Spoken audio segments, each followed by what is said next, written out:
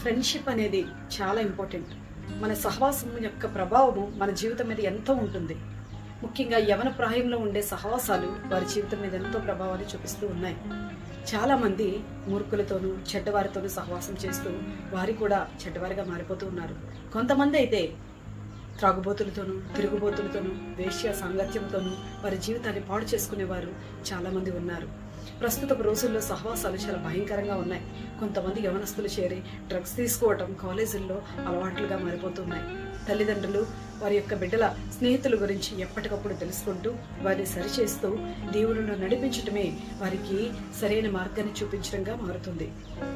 చాలా మంది దుష్టుల సాంగత్యం చేరి తల్లిదండ్రులను కూడా పట్టించుకోకుండా, తల్లిదండ్రుల మాట వినకుండా వారి జీవితాన్ని వారే చేతుల నాశనం చేసుకుంటూ ఉన్నారు. దేవుని వాక్యం హెచ్చరిస్తూనే ఉంది, దుష్టుల మార్గమున నిలవవద్దు, పాపులతో సహవాసము చేయవద్దు అని.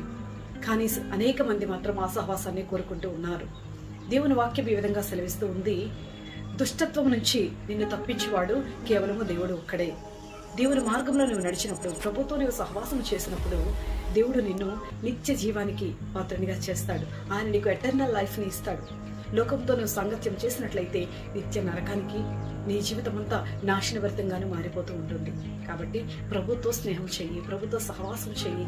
నీ జీవితాన్ని, నీ యొక్క కళలను, నీ ఆశలను అన్నీ కూడా దేవుడు నెరవేరుస్తాడు.